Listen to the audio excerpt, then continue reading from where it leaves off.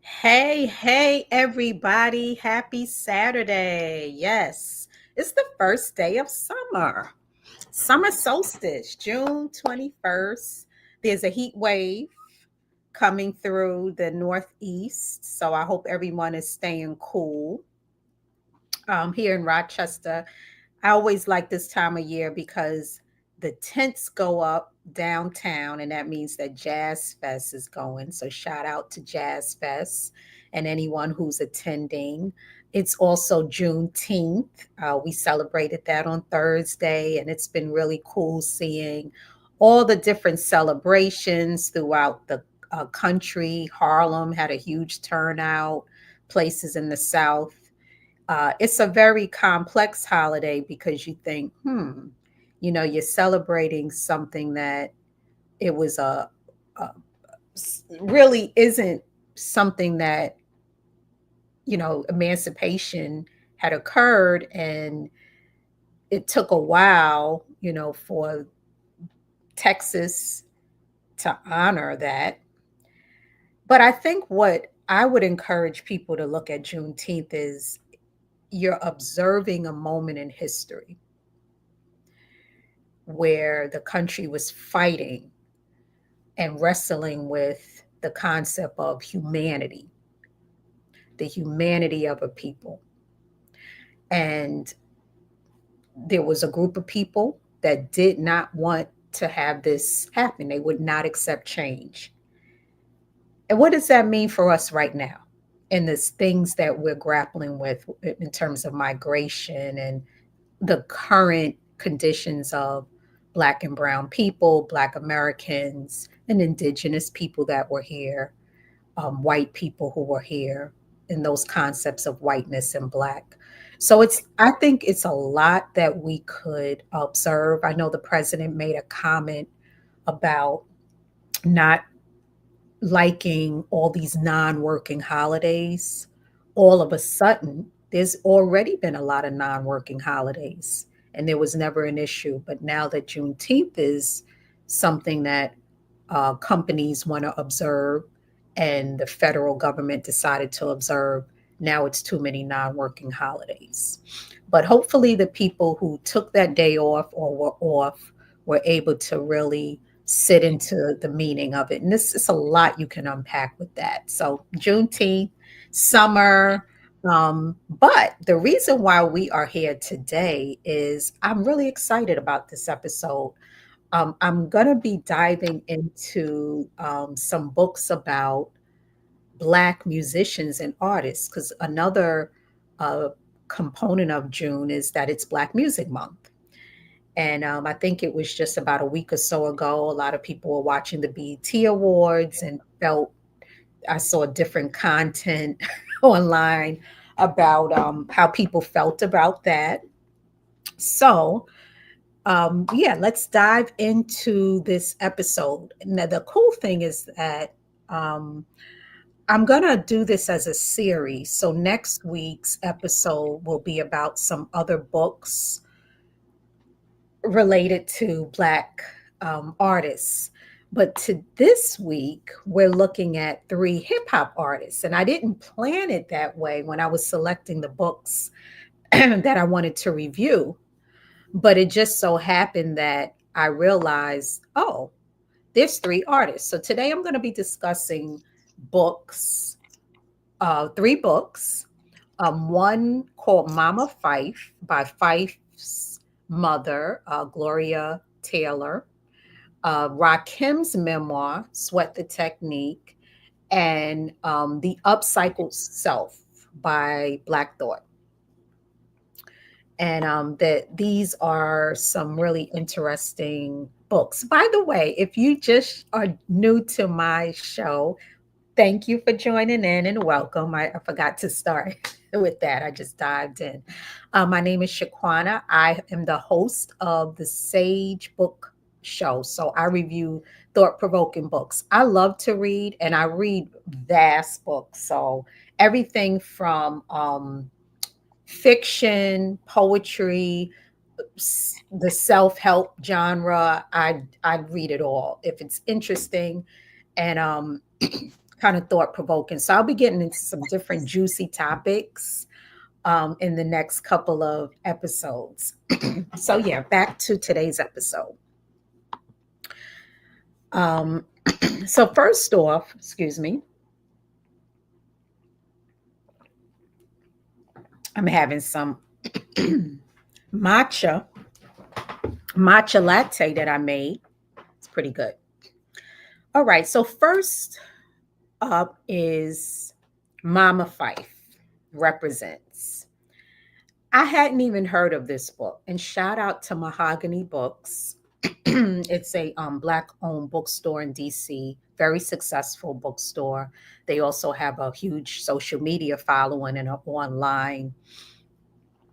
online store. They just one of their recent events they hosted was Tina Knowles. She has a new book that I'm also reading, Matriarch. But I was on their website and I was looking at some different books by and about Black musicians, and I hadn't even known about this. And this is an older book. This book has been around for 5 years, and it's called Mama Phife and Represents, and it's by Cheryl Boyce Taylor. So I'm going to get into a little bit more about Cheryl. Yeah, never had a cavity. That's Fife in the background. Rest in peace, Fife. We share roots, Queens. I grew up in, and Tribe Called Quest is my favorite hip hop group. I used to go back and forth for years about is it them or Outkast, and I love me some Outkast. They're my favorite though. And so I think that was another reason why I wanted to delve into this book. And what I didn't know is Cheryl Boyce Taylor, Fife's mother, is a poet and a teaching artist, very accomplished woman, Trinidadian. So I'm going to talk a little bit more about her life. She was born and raised in Trinidad and then immigrated into the United States into Queens. And she actually had a twin, Fife's brother. His name is Macau. Fife's name is Malik Taylor. And he died. Her firstborn or her twin died shortly after he was born. So that was a loss and a devastation for her. And here in this slide here, um, I found about her poetry collection. So she's written a number of poems, The Limitless Heart, Arrival, Convincing the Body, Night When Moon Follows. And I love poetry, so my goal is to delve into some of it because the book, which I'll mention, which I'll talk about soon, she interweaves her poetry, letters that Malik wrote her, very personal. It was really, as I was reading it, I was like, wow, this was really a gift to the world. And for people who were fans of Fife, fans of A Tribe Called Quest, it's it was a gift because there was a page in the book that she shared the contents. Yeah, here is on this slide that's up now. That's from the Poetry Foundation. Shout out to them. I just joined. I got a membership a few months ago, and I get really nice books with the membership, books of poetry. They also have an app. So she's really, like I said, successful in the poetry world. She also teaches. Um, but yeah, so getting back to her, Cheryl the poet, she has a nice collection of poetry. Her IG is at Cheryl.arrival poems. And one of the books that Phife helped her name, she talked about it in the Mama Phife Represents, was Arrival. And they had a close relationship as mother and son. As I was reading this, here's another, the reason why I put this slide up, the Rock and Roll Hall of Fame, was to show, pay homage to a tribe being inducted in the Rock and Roll Hall of Fame. And that's one of the locations that you can purchase the book. You can also get it from Mahogany. I got it from the library. I try to promote libraries as well. So if you're interested in reading it, it's a short read. It's 100 pages. I read it in like a day because I was so into it, as a mother of sons, and that I can't imagine. And I really, my heart goes out to her, and I really feel for her. And I appreciate, the more that I was thinking about the book, I just started thinking about so many of the mothers of these hip hop artists that we lost, from Afeni Shakur, Biggie's mom and Nip's mom. These were sons. They were partners. They gave us so much with their artistry, but that grief. And so this was her way of processing it. By one of her ways of processing the grief was writing this book. But anyway, she, in one of the contents of the book, she was sharing um, the contents of Fife's bathroom drawer when her and Fife's father, they had separated years later, but he came back and together they cleaned out the contents of his bathroom after he passed. She put that in the book. How personal is that? That's, she didn't have to share that with the world. I came across, as I was doing research for this book, I came across this dope page. It's a blog called A Gathering of the Tribes, and they're this artistic group out of New York City.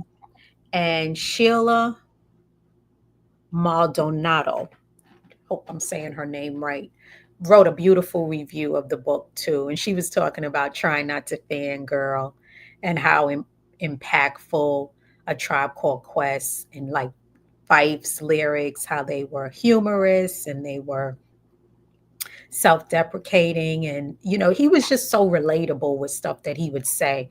And he would give these like punchy lines. As I was doing my walk this week, I was listening to the Low End Theory. That album means a lot to me. When I moved upstate from Queens in the early 90s, I used to listen to that album all the time when I was traveling back and forth. I would take the train back to Queens and I always listened to the Low End Theory. But I was listening to People's Instinctive Travels this week too. And um, Cheryl mentioned that was such a brilliant name. Wow. I didn't really think about it like that. But as I was listening to People's Instinctive Travels and Paths to Rhythm, I couldn't help but think about the migrant situation going on now. Because a lot of the books that I've read this year have a big theme of them was migration. Many of them were books written by Caribbean authors.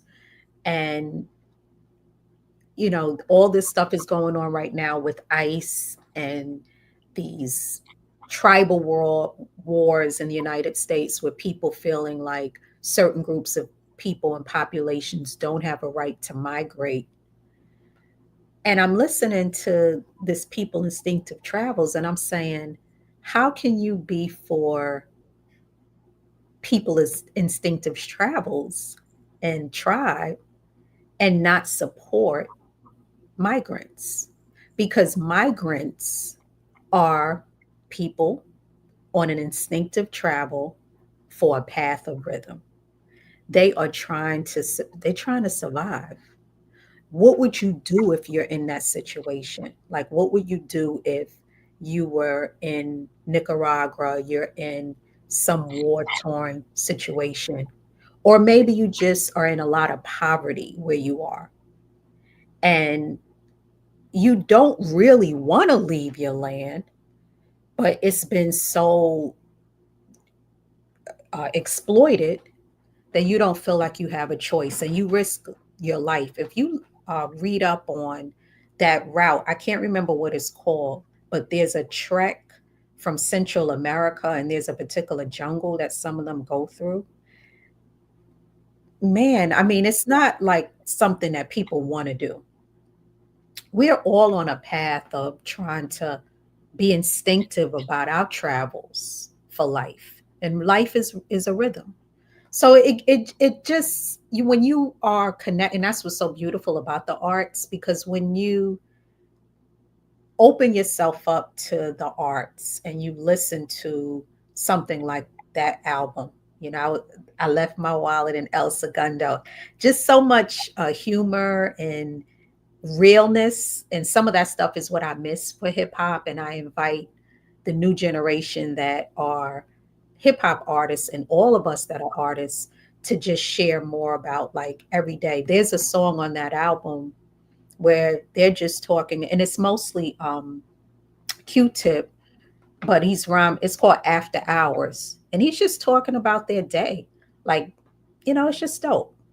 So that was all some of the stuff that Mama Taylor got into in the book. Sh Really, I never met Malik, but I heard great things about him as a human. He sounded like he was a really dope young man. He fell in love with who became his wife, and she ended up giving him a kidney. So, for those of you who may not know, um, Malik died of diabetes, complications of diabetes, and he had a strong moral compass. His mother was saying, you know, he really, from the time he was a little boy, he knew right from wrong, and he was really passionate about that. And so when he got into writing rhymes, it was a huge release for him. He got with a tribe, you know, they helped find, they created Tribe Called Quest. And he told his mom, you know, this is what I'm going to do. And his mother was very supportive of it, you know, because they did have an estranged situation that happened in their relationship where this, if she had like really been against him doing this, you know, deciding to go into hip hop, it would have caused more of a strain. And she knew that that was the right thing to be supportive of him. So she did. And it was, you know, he was in his element. He ended up falling in love. She was really happy for him and getting married. And like I said, the woman ended up saving his life. She gifted him with a kidney, which gave him, because I think he passed in 2016, but he got the kidney 5 or 6 years before that. So that extended his life. Um, After that, his mom went on and married again. She's a member of, you know, the LGBTQ community, so she's very active there. Um, let's see. She One of the other pieces I wanted to read a portion. I put it on one of the pages here about her, something that was shared in the book. Sorry for your loss. Sorry for your loss. Tonight I want to hold the rain. The world is grieving now, but many struggle with it. Rote autopilot life instructs us to say common, safe things when someone we know or claim to know is mourning after a death, including the sudden death of someone as young as Malik, who was snatched away by diabetes at the age of 45 in 2016. But should we say the same things to a mother who has lost her child, the boy and the man, the child she vowed to raise in a different way than she was raised and free in Queens, New York? And what if in the years that followed his birth, the sentient, free, and talented life she nurtured became her friend? her pride and joy. Now, that comes from this blog, Motherhood, Literature, and Art, which was another great excerpt that I found when I was doing research. But an actual excerpt from the book that Cheryl Taylor wrote was, when her child dies, a woman will fight for her sanity. She would travel to Anguilla, beg Yamiya to bring him back. She will press her face in the damp earth, call his name, Malik, Malik, Malik. Wow, Ashe. I just feel for her. Um, yeah, so I really want to uplift Cheryl. She brought her son into the world and gifted us with a great maestro of the mic. He was honored. I think there was a block in Queens. Cheryl talked about it, that was named after him, as it should be. And Tribe continues to get accolades, as they should. And I say this, but I really think that some of these earlier pioneers of the hip hop culture are going to be studied and celebrated in years to come. And I think they're going to be on the level of what Shakespeare is for us now. That's my prediction. I'll probably be amongst the stars witnessing it, but I really think people like Biz and them, especially the pioneers, because this is street art. This was before it got to be very commodified and commercialized. So I love this book. This is something that I do plan to order and have, and I encourage you all to pick it up. Mama Phife represents. Before I move on to my next, yeah, there they go. Before I move on to the next one, I wanted to pose some questions to anyone out there. How do you express your grief? And when people pass, here in um, the Western culture in the United States, we're not really accustomed to helping people deal with death. We know that it's going to happen to all of us because we're precious and mortal. In fact, that's probably, even though some of us may feel like we want to be immortal, imagine if there's no beginning and end. How would the meaning of life change? So maybe the fact that there's a beginning and an end, and there's years that we celebrate each year, that gives us structure and meaning. But when that ends, how do you express it? If anyone feels like sharing ways that they've been able to express their grief, because part of what I got out of this book and it was a master class in how a person could express their grief through creativity.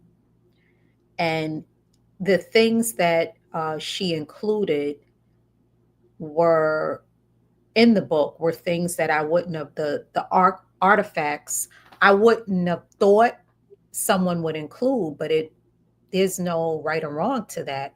It reminds me of my aunt Tanya, who's very dear, and her daughter passed away. Our cousin Jessica, rest in peace, Jessica. She wrote a book, and it was healing for her to write that book, and she included in there notes and emails and text messages, because all of those are part of a person's life. It's a record of that person and the interactions that they had, the people that they impacted.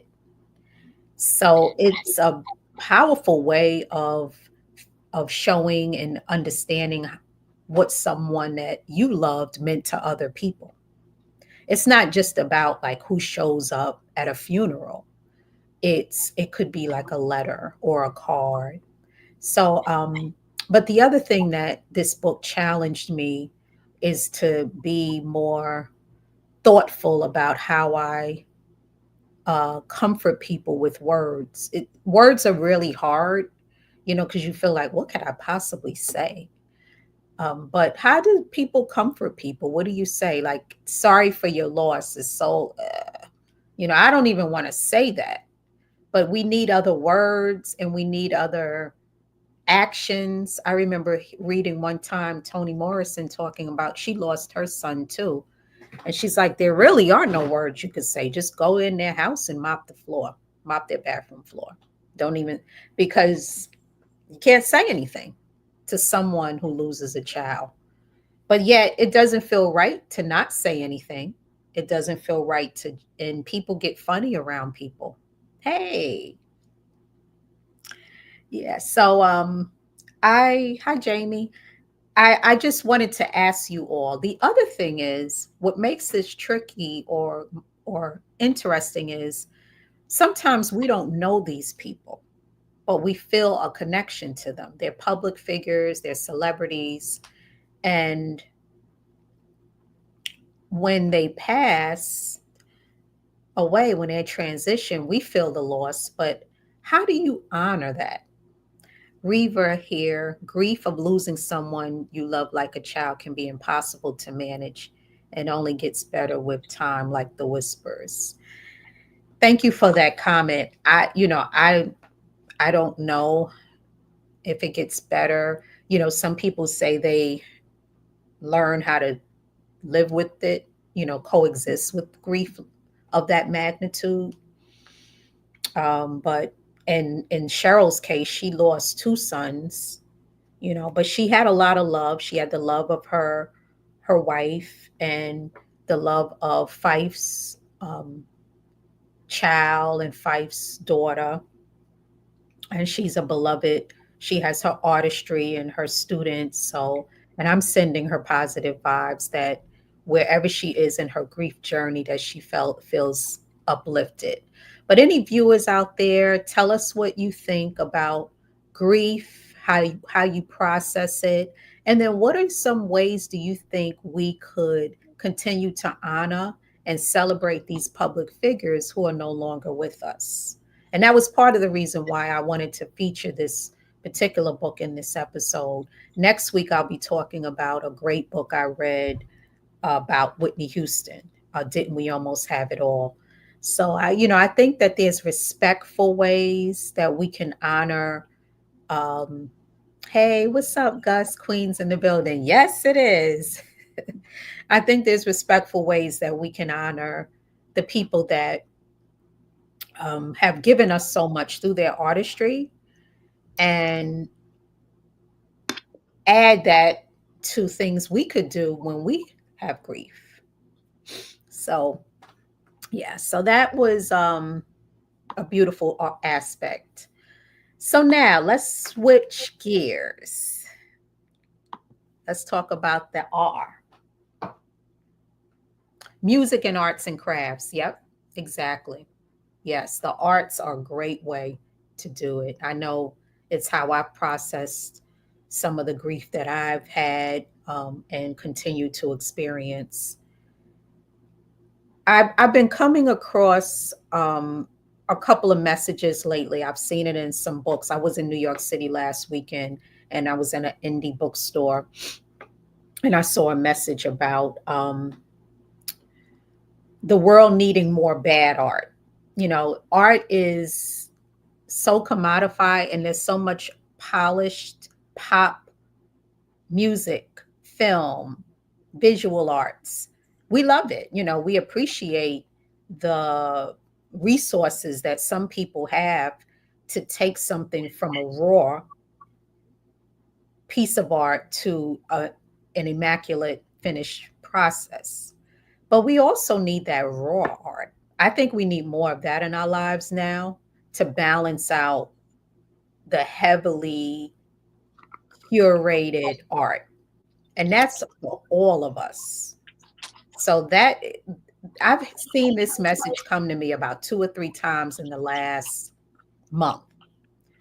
Make bad art, put more bad art there. I know that sounds so counter opinion now, but it's basically creativity.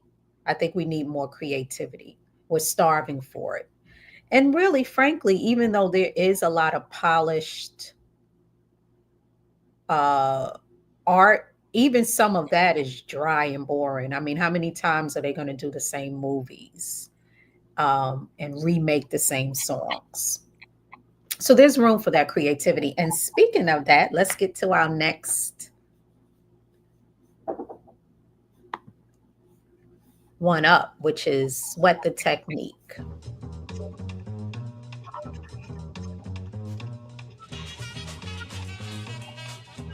Don't sweat the technique. Yay. Sweat the Technique, Revelations on Creativity from the Lyrical Genius Rakim. I read this book towards the end of last year. Once again, when you think about,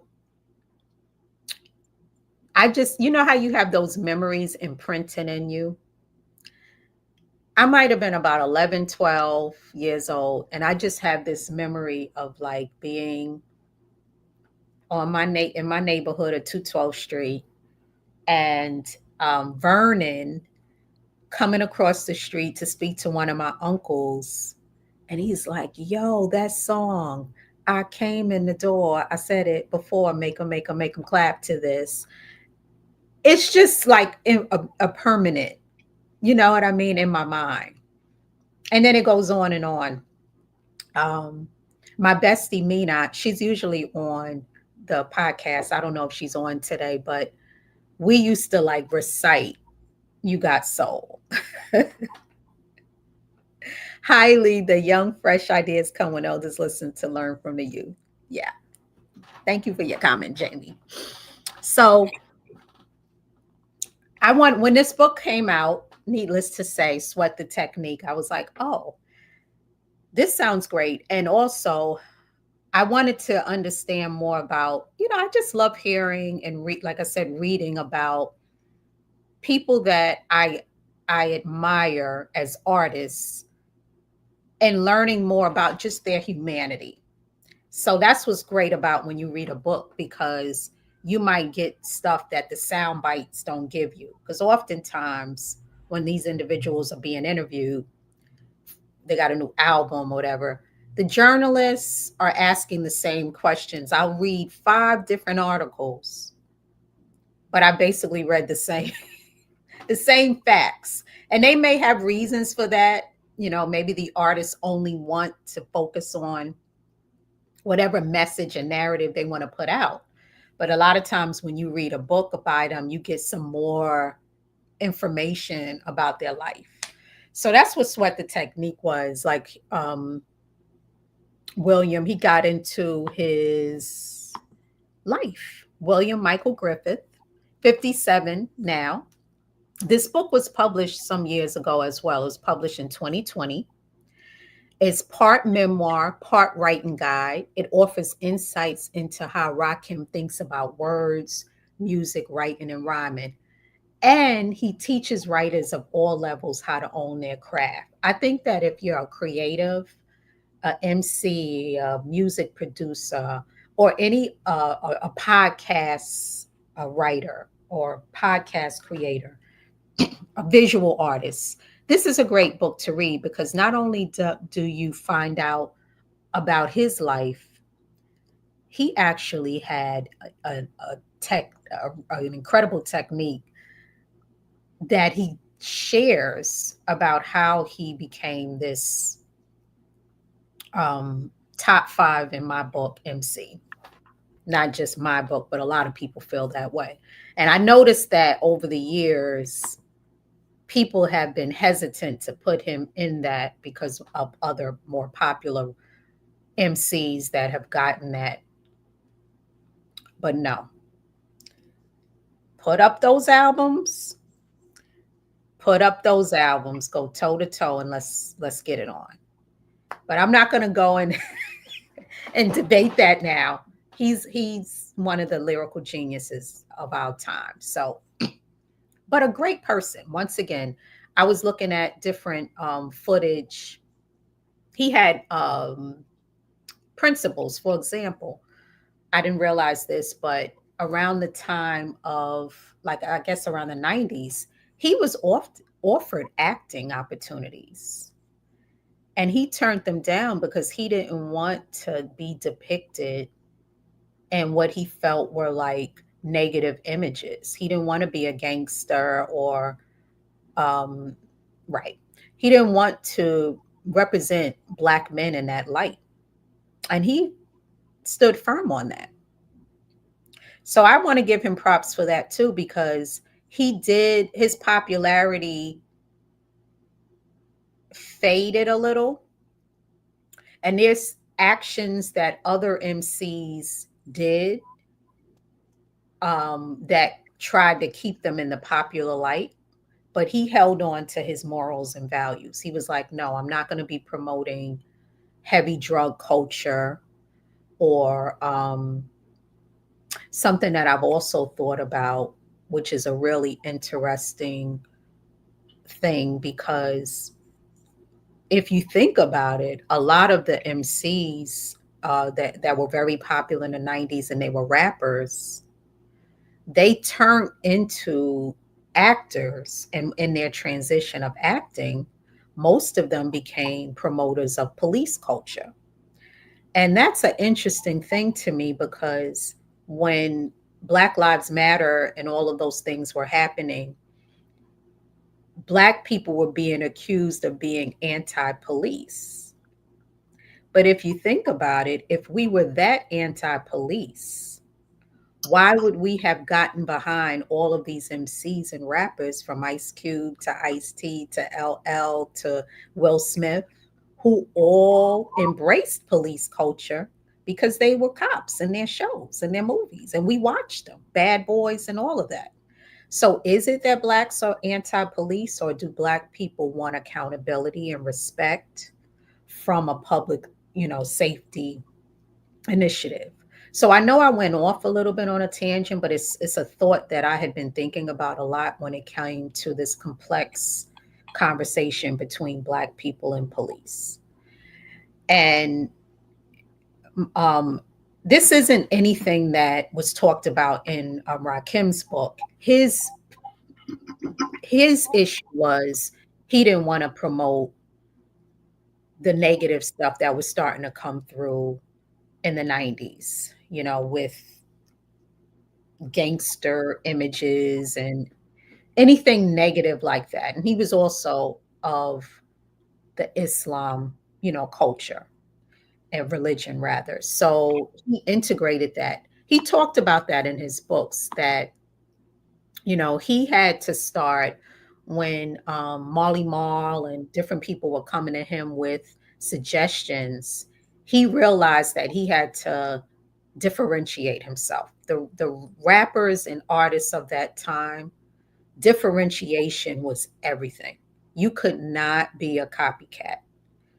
And I guess that's why some of us, even for me in business, in the business world, I'm constantly thinking about that differentiator. And I work at a company now, and I'm in corporate America, that's one of their, that's a value that they're promoting. Like, how do you differentiate yourself? Whereas now it's more encouraged to blend in. Then it was more about your name, your fashion, the way your flows were, the way you just had to be different. You could not, it was not cool to bite. It was not cool to be a beat biter.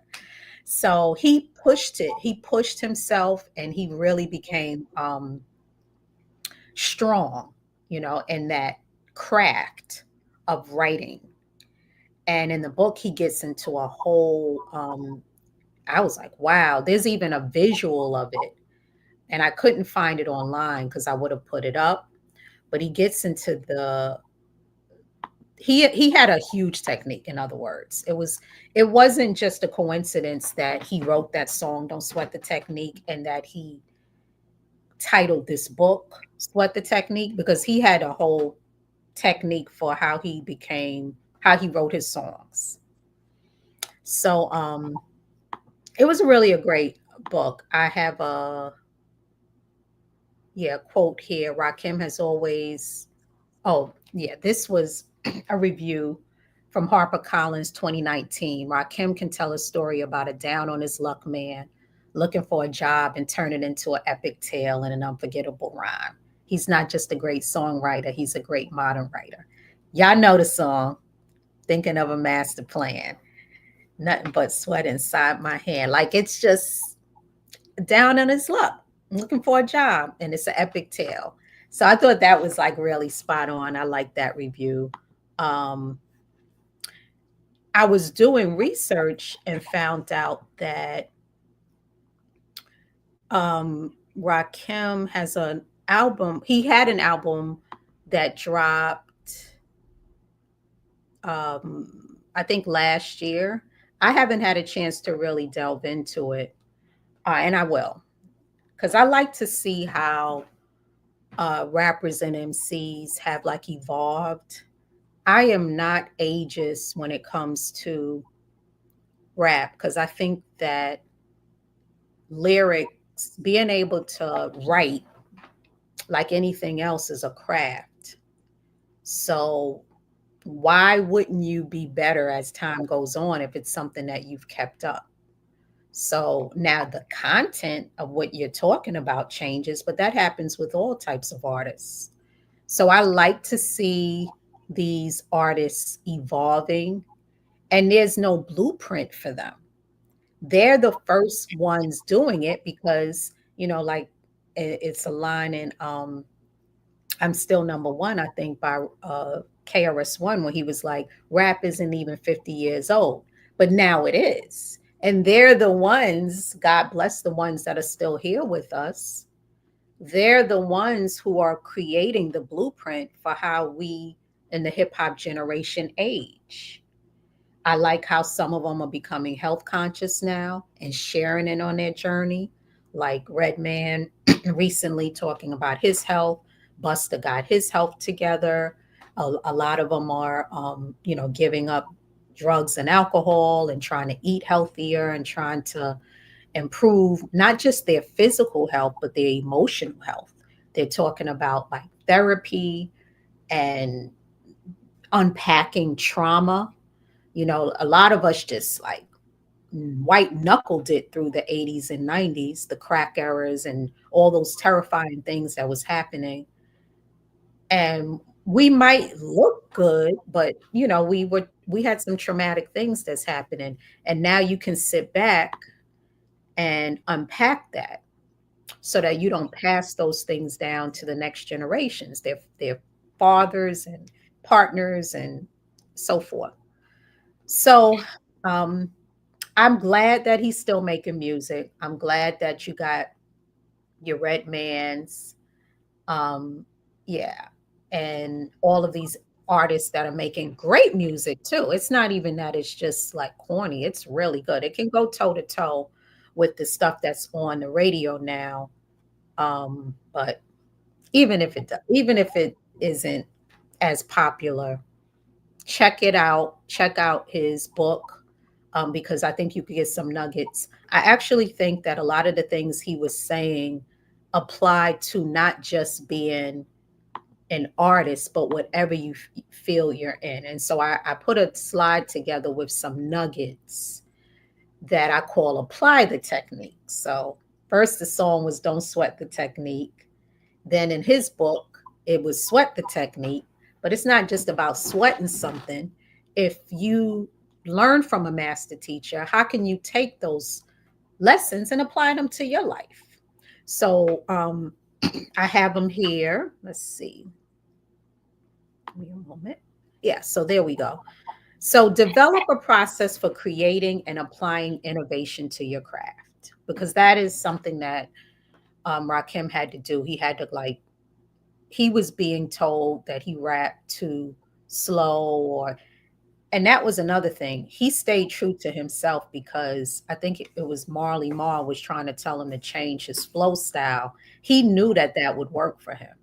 And sometimes you do know something's going to work for you. So there were periods in his journey where he held firm. Like I said, he didn't want to do the whole gangster movies, gangster rap, paydays, and transition. He stayed true to his values, embracing that originality that the world needs right now. So we have fingerprints.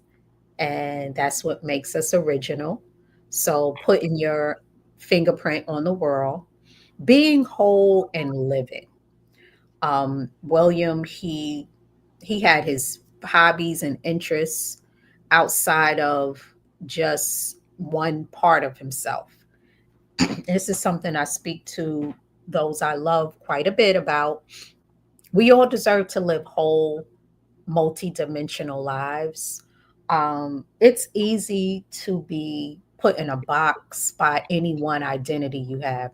If your identity is your whatever like career you have, if you have a career that's considered to be a big part of your success in life, or if you're a mother or a father, or if you're a politician, nobody wants to just be that one existence. It kind of flattens you. So getting outside and allowing yourself to breathe and experience. Some people are experience their multi-dimensional lives through travel. That's one of the reasons why I like to read so vastly, because I feel like it unflattens me, helps me live without maybe putting myself in danger or things like that. I can really like be somewhere, especially if it's like a really good book. But live, enhance your art, and sharpen your mind. So I thank William Rakim the R for his catalog of music, for the artistry he gave the world, his collaboration with Eric B, his collaboration with Dr. Dre when he talked about that when he moved out to California, took that risk. It didn't really pan out for him because Dr. Dre was working on so many other projects that he couldn't give him the attention that he deserved. But he took a risk in life, and that's what we should do too. You know, him and his lady made their way out there. They lived out there, did that dope Truth Hurts collaboration. That was something fly that came out of that. So yeah, he gave a lot to the culture. And I think we should embrace him. And that's a dope book to read for people who are interested in learning more about creativity. Okay. So let me stop and just ask a question to anyone out there. What are some of your techniques for living? Anybody have any techniques that they want to share with us, with the audience? Any of his approaches to life resonate with you? Don't be shy.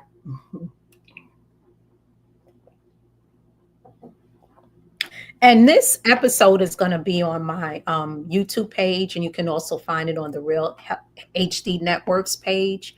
So later on, if you want to go in and put some comments, if you're watching for the future, feel free to do that. And also, please like and share. Jamie Solomon says, I'm still a student every day. Yes, yes. Same here. I love learning. That's why I posed this question out there because I like to see how people, there's all sorts of ways to live life. Do you ever think about that? We're, we're shown some very narrow ways of being happy, being existing. You know, we're told you got to do this, this, this. But there's a lot of ways to live interesting lives. And I like to see that. I'd like to see film and television and movies catch up to showcasing diverse lifestyles. I think they just zero in on a couple of different ones, but there's so many interesting places and spaces and ways that we could like crack this nut of life. So it's just a perspective. All right. So now I'm going to be moving on to, yeah, you're back on. Janelle says, we as sisters have to undo this flatness in the culture with more creativity. Maybe travel and write about it. Yes. And I don't know how it came up. Thank you, Janelle, for that comment. I don't know how this came up in my YouTube, some algorithm, but there's a young lady that I've been following on YouTube. YouTube, I think I'm subscribed to her page. I must be because I get the content. Oh man, I can't remember her name, but she's a Jamaican, also Canadian. And she lives in Jamaica a majority of the time. But her page is so interesting because it's not a heavily curated. Remember those vlogs that YouTube had where they would play the music and they would only show like a person eating? She shows all this raw, it'll be a day of her in a real, like, raw part of the country, just real. It was just really a real, and she's young and she's attractive and she likes to shop. She likes to eat. She'll show her and her mother fixing up their, like, if they get into an apartment and it needs work, they'll go and fix it up. Yeah, it's really cool. It's interesting. It's not boring. So and then she'll show herself like partying, but it's not as like spoon fed as some of the other content out there. And it's okay to have that too, because some people like that. It calms them down. I just think we need to balance it, with it. So I just saw this clip where Mara Brock Akili, the one that, she's a very famous movie maker. She just did a great job. I think she did Forever, I believe. Don't quote me. But she was just talking about how important it is for us to have more writers, the people that are going to be writing the shows and writing the content. And another reason why I love these books I'm reading so much is when I think there's so much content through these books. Like a lot of the books you see on my virtual shelf, every one of these books could be a series. The one that I'm reading now, which I'll discuss, this author S.A. Cosby, and I think he did just ink a deal. Whoa, I cannot wait. And so it's exciting because a lot of these books are not typical stories, and it'll create opportunity because you have the books. But for those people who haven't read the books, who aren't really readers, or even if they read it, they want to see it on screen. Now you're opening up opportunities for the screenwriters and then the actors and the producers. And it shows how expansive artistry can be because it's different mediums for it. But there's no shortage of stories, and there's still more stories to be told.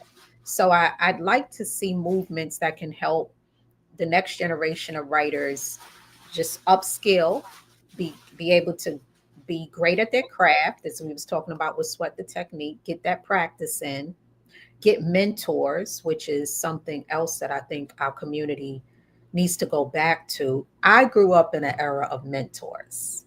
I think mentors and role models and things like that are cool. And then we started getting away from that, and everyone started feeling like, no, just do it yourself. I got mine, you get yours. And so it feels very like, no, we need mentors. You need people to show you the ropes and be able to willing to pass the baton. So tell me what you think. Anybody out there who is interested in applying techniques to their life. All right. So, lastly, for today's episode is the upcycled self. By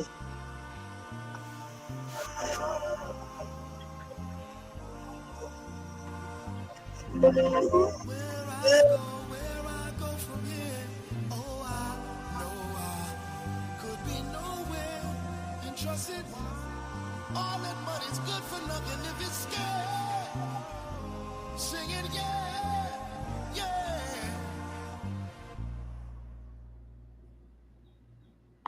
Look, I am no fashion model, but I got fresh for photographers. The camel coat had the collar up, cause my emotions was bottled up. Yeah. Through the ocean, So that's a little bit of it Black turned up Thought, till it's loud enough. The just Tariq Prada, and he wrote a book called The Upcycled Self. This is another one of my favorite books from I think it was written in 2023, and I read it last year in 2024. And he's still getting, it's still really being cycled, which I think it should, because it has a lot of valuable information here. This is an article by Metro Philly showing that it was selected as a 2025 One Book One Philadelphia featured reading. And Tariq is very active in his Philadelphia community. Not only did I read the Upcycle Self, but Audible Originals has this series called Words and Music.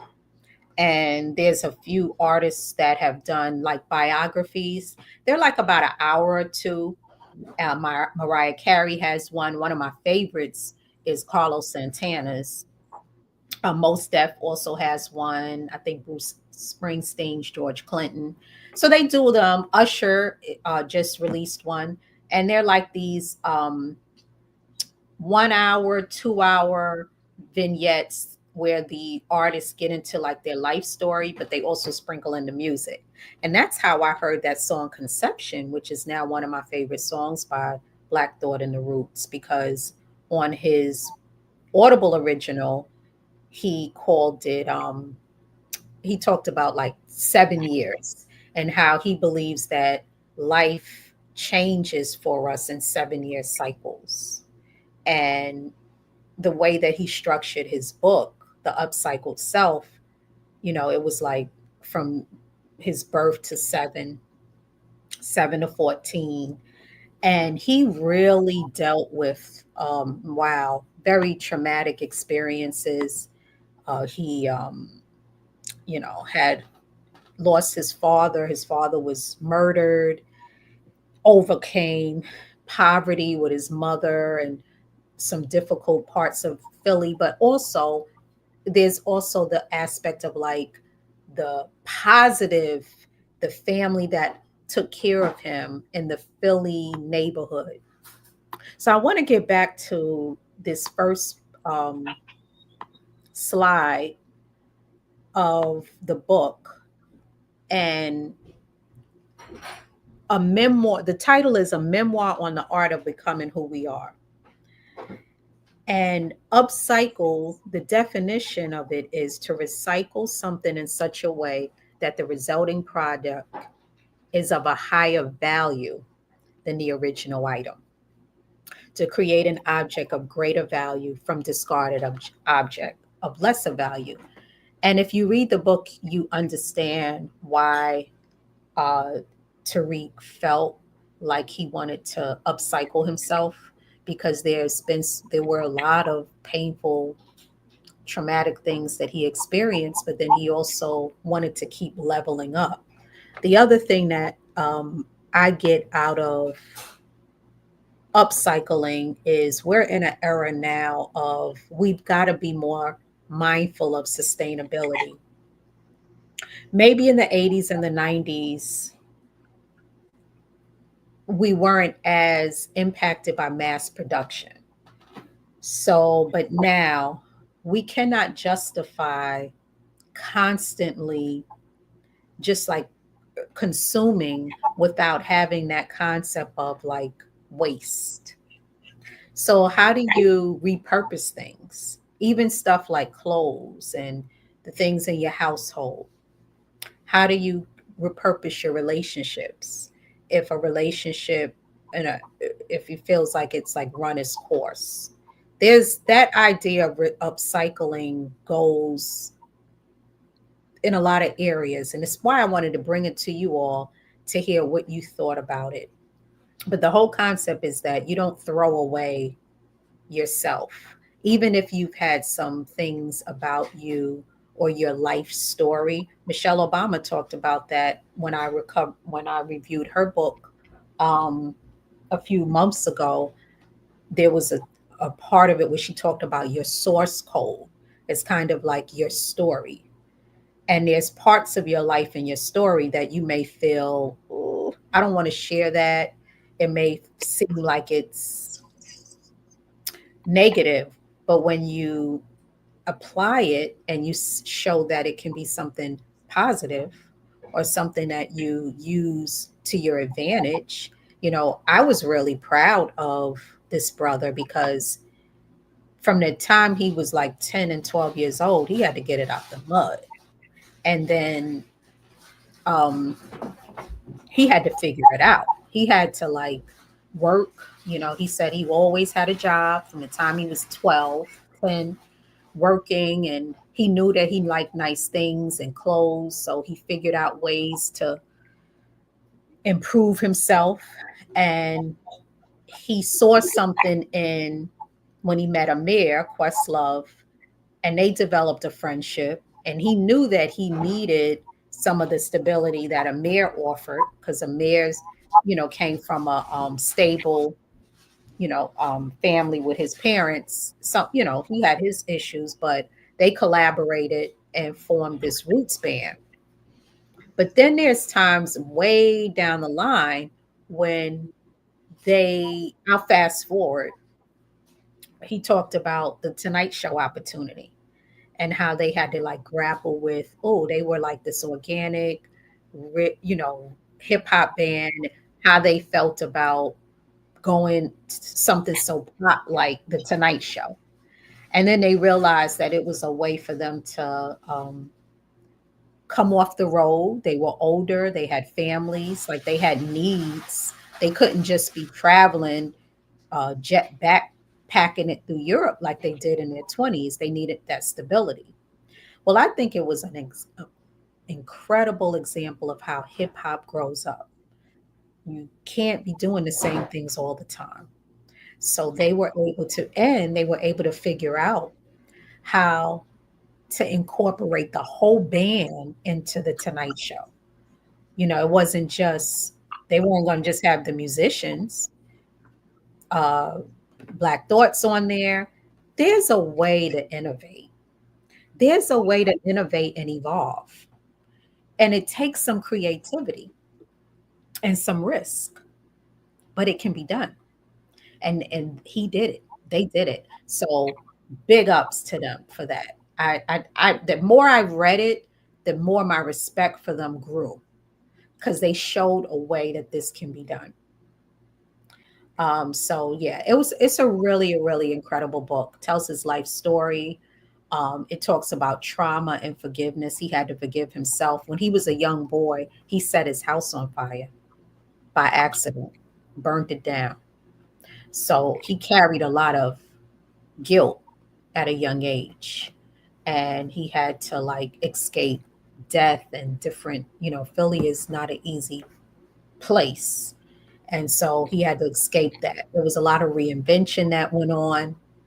And now they're at a part of their life where he's giving back. He serves on a lot of boards and stuff like that.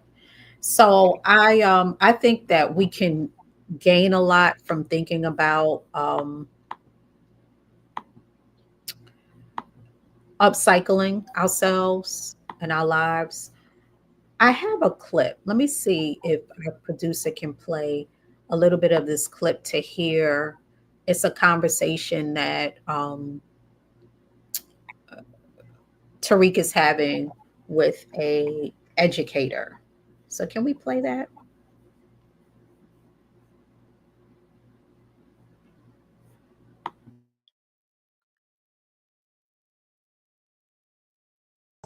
Yeah. When I was reading the introduction, it made me, you mentioned G's Bend and you mentioned these quilters. Yeah. And you talk about our lives as being these kind of fabrics, that bad parts, you pull them apart and you weave a new tapestry. Right. Can you talk a little bit about upcycling and the ways that inspired the title of the book, but the way it plays out in your life? Yeah, for sure. When I talk about the upcycle and I talk about, the tapestry of it all, and all the different elements that are woven together and then unwoven and rewoven in a different way, to make up ourselves and just the ways in which we evolve. I think the the upcycle, it represents, a journey, right? To improvement. No matter like what that distance, I think that distance represents the journey represents a different distance, like for us all. I think is relative from person to person. But yeah, for me, it's been about, just, coming to understand and to accept and recognize, first of all, the ways in which, I've been affected by tragedy, by loss, by trauma, and just coming to a better understanding of how those things have played out in my life. So it's Yeah. about self mastery and self improvement. You know what I mean? So yeah, for me, that's what the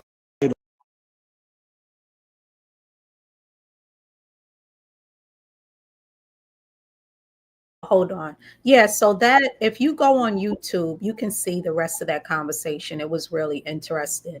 But I wanted to share just that clip of him explaining the title and what upcycle means. And we have different parts of ourselves that the world needs, and we could benefit from sharing with the world the joy and the pain, and feeling like how do we continue to work on yourself while not feeling like you got to just like throw your whole self away. So I think that's the concept. But like I also said, we also just need to upcycle more things in our world, because we've and shift from being this throwaway society where we buy something, use it, and throw it away. We meet someone, use them, throw the relationship away. We watch our elders, we put them in nursing homes, throw them away. And we're not the better off for it when we can figure out how to keep using them in a positive way, not like misuse, but using them in a way that it's valuable, and constantly showing how the value can change over time. So that's why I like that concept of upcycling. There's even an upcycling fashion movement where you see people taking stuff from their closets or from consignment stores. I read a stat that there's enough clothes in existence to clothe us for about the next 40 years. So, really, ethically, I'm thinking the fashion world should shift more from the creation of new to upcycling and have it be a huge industry. Because we still want to look great, we still want to wear clothes, but we really don't need to be buying new, because it's it's basically like going. Imagine if there were no toilet bowls. I mean, you can't keep putting in when there's no place for this waste. You can't keep adding, and you don't have a way to change it. So I think it's a way of being more responsible with the resources that you have, is when you shift to this concept of upcycling instead of just throw away. So that's kind of the message that came from it. I think there's one more clip that I'd like to show before I wrap this part of the conversation. Producer, can you show that?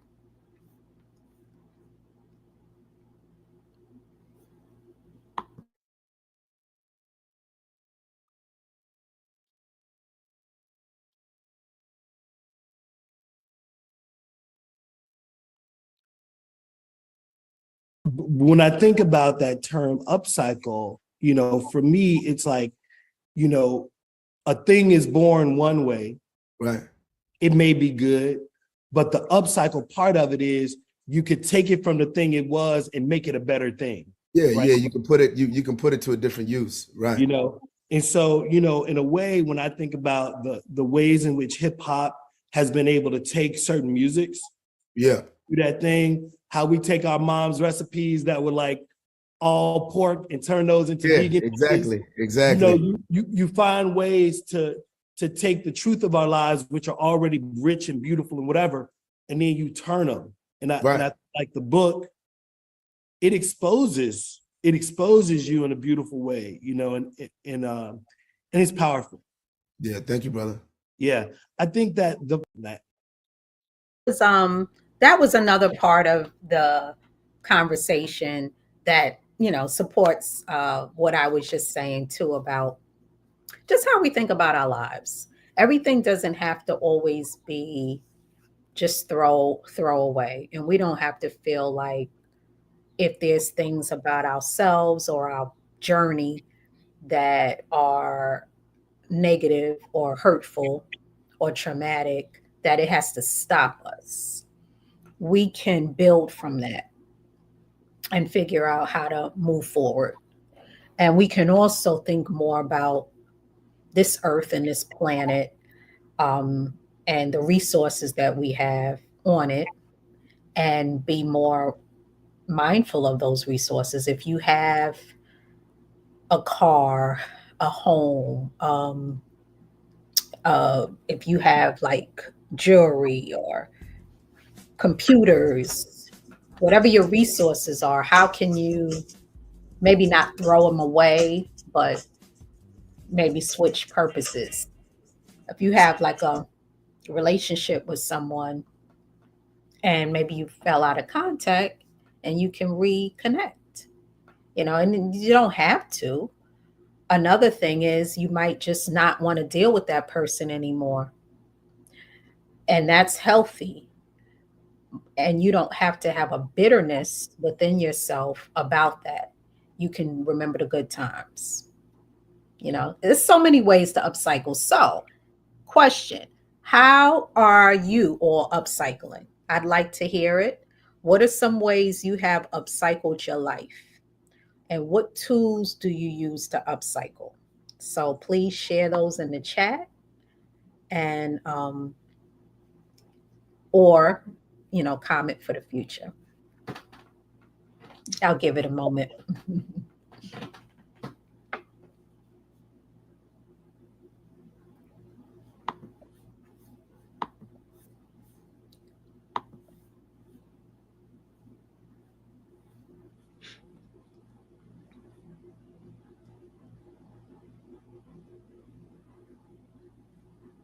Okay. Yeah. So lastly, y'all know how I am with my playlists. I'm gonna put this playlist up. Hey. Playlist for this episode: The Space Program by Tribe Called Quest, Everlasting Love, Shaka Khan. I'd read in the book that Fife really loved Shaka Khan and Stevie. Stressed Out, y'all remember that one, by Faith Evans? It was Jay Dilla produced. I Wish by Stevie Wonder. Scenario, Tribe Called Quest, Can I Kick It, featuring Fife. Tribe Called Quest. Flying High in the Friendly Sky. That's a song by Marvin Gaye you don't hear as much about. Paid in Full, Eric B. and Rakim. You know The Ledge, Eric B. and Rakim. You Got Soul, Eric B. and Rakim. Addictive, Truth Hurts, featuring Rakim. Don't Say Nothing, The Roots. Conception, Black Thought, Reek Ruffin. What They Do, The Roots. And Mellow My Man, The Roots. Check out those songs that are streaming, or go to an indie store and pick up the vinyl, maybe even pick up the cassette if you can still find it. That wraps today's episode. Thank you for rocking with me. I loved, talking about these three great books. Mama Phife Represents, Sweat the Technique, and Upcycle. I think they were filled with riches and gems for us that can be used and inspiring and so forth. So I hope you all have a great rest of your Saturday, and peace. I'm out.